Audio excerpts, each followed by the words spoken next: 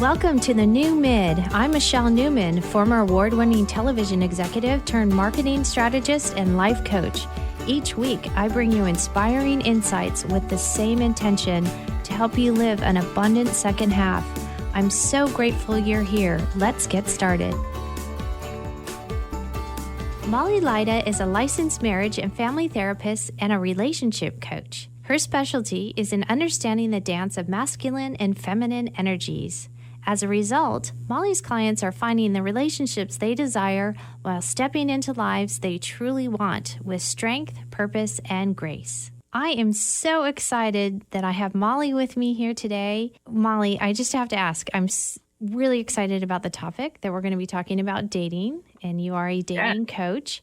But I just have to ask, okay, what is a dating coach and how did you get to become a dating coach? Well, that's a great question. Michelle, thanks for having me. It's so nice to be here. So I kind of fell into it, as I think a lot of people, that's what happens in their careers. One thing leads to another. So the quick story, I've been working in entertainment. The work wasn't very fulfilling. So I did some soul searching and determined I wanted to become a therapist and a coach and started working with women. And I'm one of 4 girls. So sisterhood and connecting with women is second nature to me and something that's really near and dear and special to me. So as I was working with women, and we were talking a lot about relationships and how to make them stronger and to bring more of what they want into their lives and create the lives they really want. More and more dating conversations were happening, and it just made sense that I point my focus in that direction to support and help women in finding those relationships that really fulfill them and bring them the most happiness. Oh, I love it. I'm so sorry. I love that. I really wish I knew you were doing this 20 years ago because I really could have used help. Thank you. And I know that we're needed out there. Yes, definitely. Okay, so let's just dive into this. Sure. What are the mistakes that women make in dating? So I actually just recently did a webinar on this, and I have a recording on my website that I love sharing with people. So without taking the whole entire time that we're talking, Michelle, because I could talk a lot about this, I'm just going to give you a couple highlights. So the first one is ignoring red flags. That's a big one. And what goes along with that is ignoring your intuition. And so what I recommend for women is the red flag thing often has to do with, oh, he's really great looking, or he checks a couple of these really important boxes that are on my list or what I'm looking for. And we can get kind of wooed into the dopamine and the experience of when we're first initially dating someone. And we just decide to kind of ignore some of the other stuff, the red flags or the things that are concerning for us. Oh, I never did that. I'm sure. No woman has ever done this, right? No. So, a quick solution that I have for this is I call it find a red flag buddy. This is something that I've done with a good friend of mine where we would get together for lunch like every 2 weeks or once a month. We'd talk about who we were dating, what was happening, the different experiences. And then we had to tell each other like, okay, so here are the red flags. Like we had an accountability partner, and it was really helpful to keep us on track. So we didn't let like the fantasy brain just take over. So we could stay more in line with the vision that we had for partnership. So when you have a red flag buddy, you have to tell yourself that you're actually going to listen to what they say. Because I know when I didn't have an official title of a red flag buddy, but I can tell you I had girlfriends saying, red flag with this guy, and I just ignored it. So, so here's the catch of it. So, it's good to hear from the girlfriend, like, oh, I don't, that sounds concerning, or I keep an eye out. But what's most important is that the person who's actually in the experience has to verbalize their own red flags that they already see. Yeah. So you already are then stepping into some accountability and responsibility. And then your girlfriend can echo it, or, just witnessing it can help us shift course. Basically holding up the mirror saying, okay, This is what you just said, Listen to yourself, listen to that intuition. Yes. Oh my Yes. gosh. This is great. I love it. So I'll give you just a couple other mistakes, and I know we have more questions to I know we don't discuss. have much time and we have so much Yeah. to talk about. Okay. Do you want me to share another one? Yes, Did you? yes. Great. Another one is what I call showing up to a date or in a dating experience and just having the attitude that I'm good without you. And that idea has to do with, I don't really need a man, quote unquote, which technically in the world we live in now, it's independent women and we make our own money and we're doing all these things living on our own. This is different than when we were property, God forbid, or when you had to get married and it was the only way to survive. But what's happened is for us as women, we've learned to take such good care of ourselves, and each human being has a balance of masculine and feminine energies, and it might not be 50-50, but it's your own unique balance. But for many women today, we live in our masculine energy a lot as we take care of ourselves and make our own money and all these things. So then when it comes to dating, we often still show up in that masculine energy, and then the guy's kind of like, well, I don't know where to show up or how I might fit into your life. So a lot of women do that. A couple signs of it is when we talk a lot about work on a date, when we are, kind of proving ourselves, and it almost comes across as competition. This isn't necessarily about, oh, I don't want to intimidate a man, so I'm not going to talk about my work. It's not that. It's just about maybe sharing your passion. Men are drawn to the passion and the confidence we have versus one-upping each other or being in the driver's seat all the time. Oh, I love that. I totally love that. Okay, so can we take a little shift here because I really am excited, honestly, to talk about online dating. Now, Yes. I've been happily married for 13 years, so I've been with my husband. So it's now 14. So I wasn't dating. I was dating 15 years ago, and there were sites like eHarmony and Match.com and JDate and there was a lunch one, stuff like that. But I think online dating now, I'm so confused by Twitter and swipe left, swipe right. And the other thing that a girlfriend, when she heard I was talking to you, she's like, oh, can you please ask her, how do I write my profile? So I know there's like a lot in there in this question, but what is the deal with online dating and how do you write a profile? So. Okay. Wow. I don't know how to break that down. It's such a juicy topic and so much that we can touch on. And so I will try to just give you some of the highlights. So writing a profile, what's really important is that we are demonstrating, this actually reminds me of some of the writing stuff that you and I worked with or dealt with in television. We want to write in a way that's going to give more examples and demonstrate our qualities rather than just saying, I'm a super fun person. Okay. Versus, I like to take walks on the beach. yeah. Or like, my favorite adventure is blah, blah, blah. Or I was dying laughing all weekend with, my best friends, or, whatever it was. So somehow translating these qualities about ourselves into other words that are better examples translates way more clearly. So what would be an example? So similar to what I just said, even, I laugh more often than most people. And this past weekend or, recently I've been, my sides have been hurting because I've been laughing hysterically with my friends about, whatever, there might be a current event or something. Nice. Does that make sense? Yes.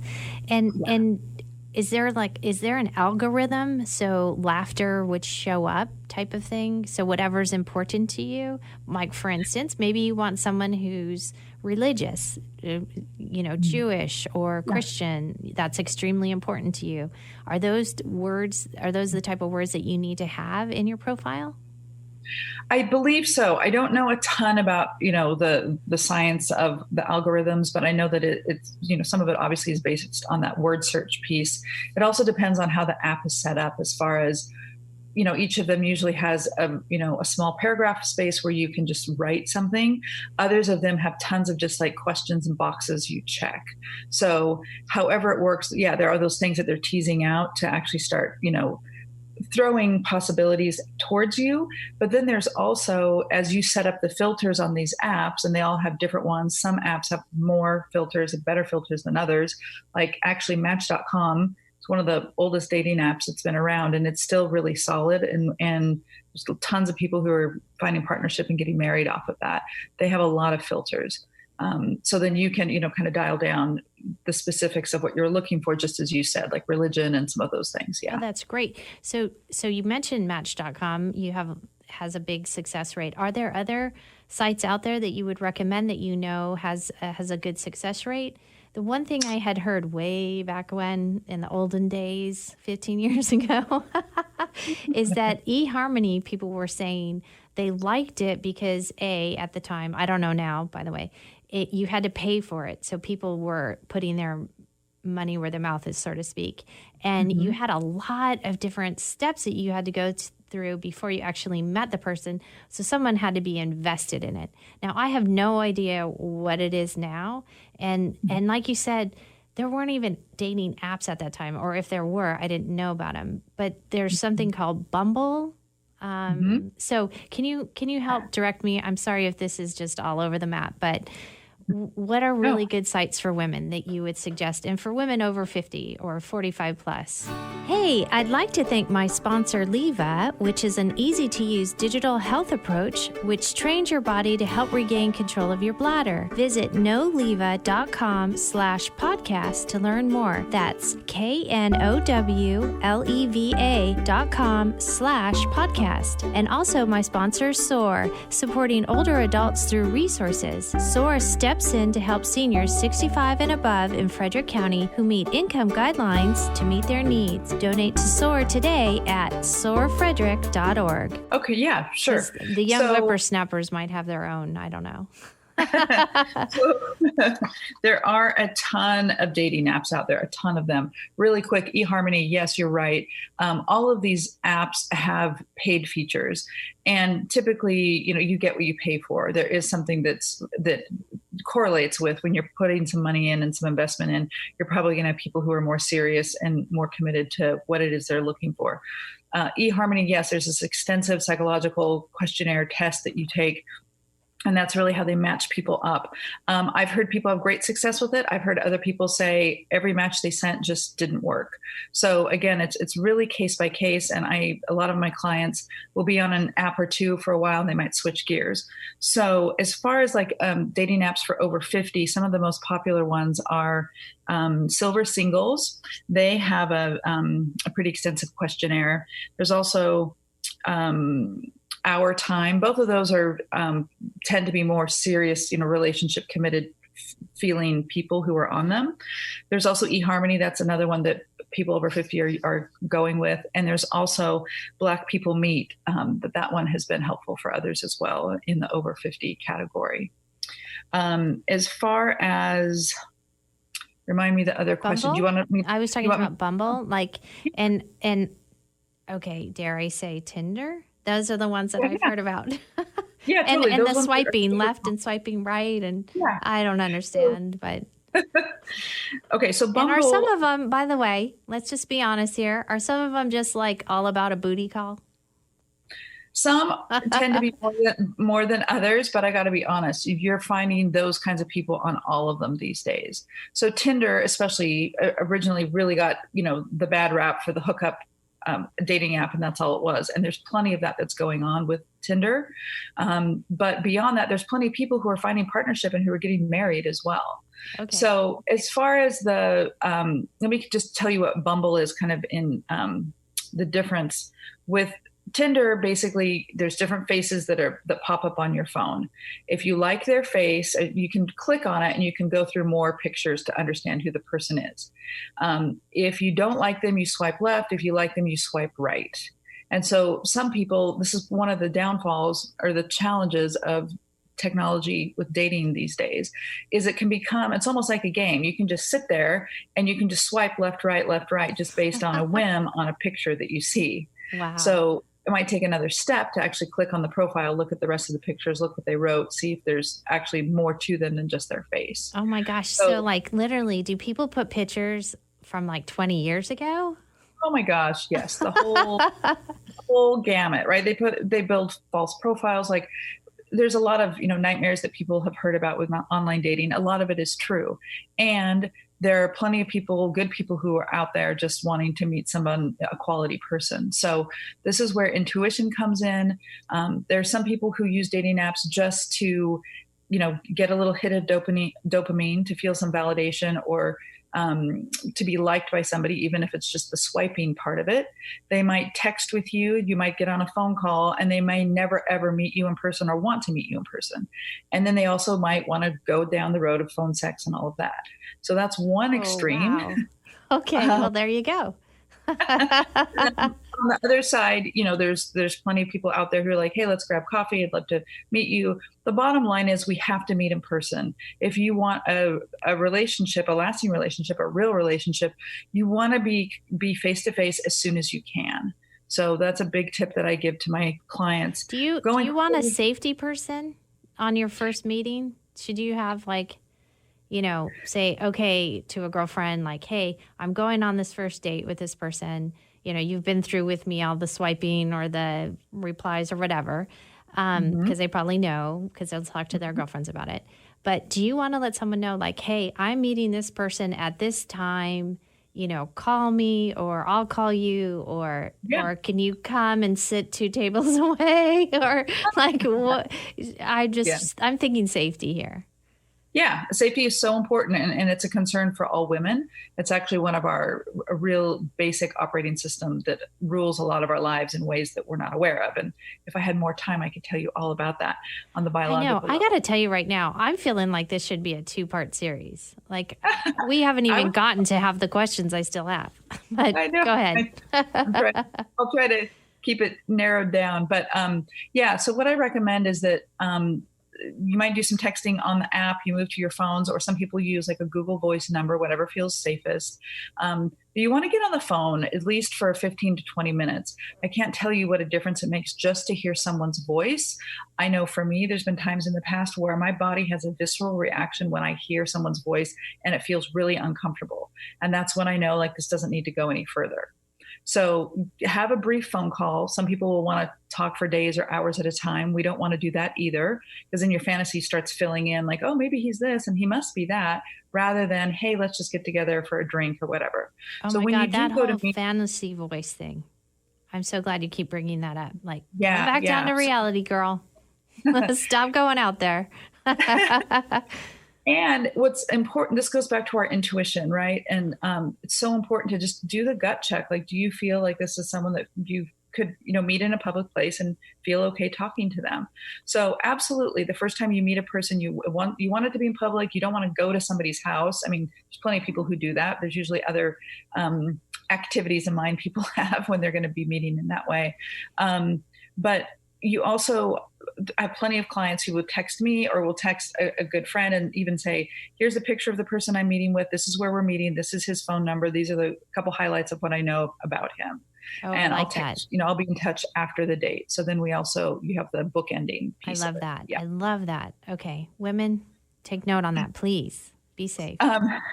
Do you want me to just tell you quickly about the difference with Bumble and like? Yes, please. Yes. Okay. So Tinder, what was happening with Tinder is people were matching, the swipes were connecting. And as soon as you connect, that match goes into like a message part, like it's your section of matches. But then somebody had to initiate a conversation. They had to initiate a text through their app section of the text section of the app. And what would happen is the woman wouldn't start the conversation, nor would the guy. And so you'd have all these matches, but nobody was making a move. So what Bumble did is they kind of turned it on its head and they said, okay, people, so now you're going to match. As soon as you match, the only person who can reach out at first is the girl. She has 24 hours to reach out to you. So that's kind of cool because there's a time on it. It's like, are you serious? Are you going to pursue this or not? And it's kind of cool that they assigned it as well. We can also get into conversations around men pursuing women more than women pursuing men and all of that. Kind of puts that on its ear a bit. It does a little bit, but more than anything, I think what's important is they just gave the job to at least one side knows they have to do it. And that is good. You're right. I like that. What they added in a while later is then the guy has 24 hours to respond to her. So it's a way to at least move the thing along, as opposed to like, oh, we're matched and we're lazy. Because there's this element of this also where it's almost kind of like a video game, and people just jump on it when they're bored or when they want to, bide their time or whatever it is. And so this was a way to kind of light a fire and get people more involved. Well, you know what I really love about that too is I hate this whole ghosting thing. There's a whole ghosting world out there. So like you'll at least know within 24 hours whether this person is going to be serious or not. And you're not going to be, 3-4 days down going, oh, I wonder, maybe he was out of town, so that's why he couldn't, or maybe he's sick, or maybe there's a death in his family. Like, oh my gosh, how many times have you like given the person excuses for not contacting you?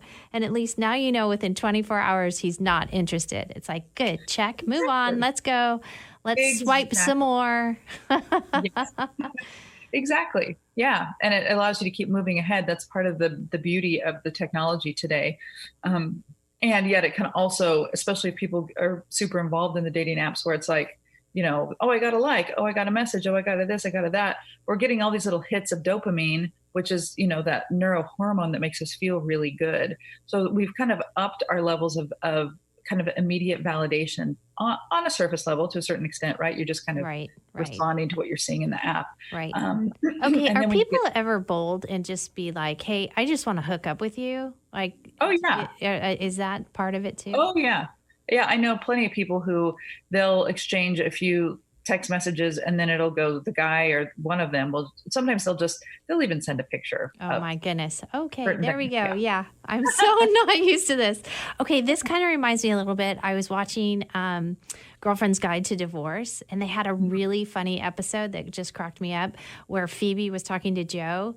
I know I shouldn't get into this, but she was like, okay, girl, there's like a whole thing with Tinder.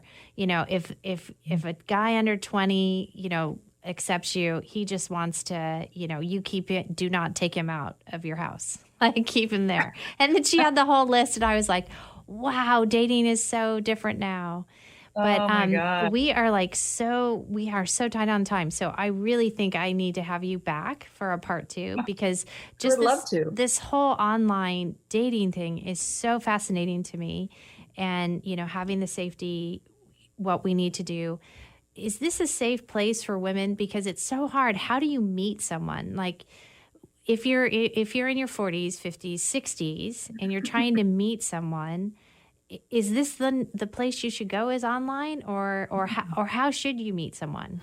Hey, I'd like to thank my sponsor, Randy Dillon at Keller Williams Realty Center. Heroes deserve a discount when buying a home. Firefighters, teachers, soldiers, hospital workers, and more. Call Brandy at 240-309-6000, a Homes for Heroes partner. I'd also like to thank my sponsor, Manny Media, the area's premier marketing partner. So there's kind of two sides to this. One is with technology today and the dating apps that we have, we have abundant choices, and that's amazing. It's so different than what the world has known up until a few years ago, right? It's profound and amazing, and there's certain ways to navigate it best, right? And ultimately, that's holding on to your intuition. It's holding on to the vision that you have for partnership and letting that guide you. These are things that I share with my clients and really get them kind of on a path to be clear about how they're going to use the dating apps. For anybody, and specifically the new mid, 40s to 60s, you don't have to use a dating app. It's a nice opportunity. It's also a nice way to kind of let the world know that you're open and available just on an energy level. But there's plenty of other ways. Part of what I talk about in the programs with my clients is, how are we going out into the world, showing up on a daily basis, showing that we're open to receiving whatever the world has to give to us, not only experiences with men, but just when we have an open attitude, when we're feeling good about ourselves, when we're being our best selves, not that that's going to be happening, 100% all the time. But if you make it more of a lifestyle, you will be attracting opportunities like crazy, whether you do a dating app or not. So I've got a whole nother piece on that, but that's kind of just the quick overview. I hope that makes sense. I love that because I think that's for anything almost. It is. Career, it is. If you're feeling good about yourself, the energy that you have out there, this can help you in so many different ways, with friendships and not just relationships, even friendships and stuff like that. So, I mean, yeah, the old fashioned way is it still working where you have friends recommend dating? yeah. There's And, still a lot of that happening. How about the bar scene? Has that changed, or is that still like a good old fashioned way to meet someone? I think it's still a good old fashioned way to meet someone. It's also, you're going to get other stuff that goes along with it too. People who are drunk and want to hook up, people are, whatever it's going to be, you're going to get, the gamut. But again, it's being out in the world, showing up as your best self, feeling good. Whenever we feel good, we feel positive. Whenever we're curious, whenever we're open, life just comes to us in smoother, easier ways. Yes. And so there's a whole piece I have around that that's really fun to work with clients on. How do we show up in those ways for ourselves, and letting our intuition guide us too. The intuition piece is really important. I love that. So say you have a match. You've gone on a couple dates, or one or two, and you really like this guy, and you're divorced, you have children. What is there a standard, like when you should introduce the guy to your kids or not? Or do you have any advice on that? How to do that? So it's a really good question. And in general, it is case by case, but I'll give you some, couple like little bullet points. So even coming off of a divorce, depending on the experience or what you went through, they typically say about a year after divorce, let a year go by to really, kind of heal and take care of yourself and get to a different space before you're dating.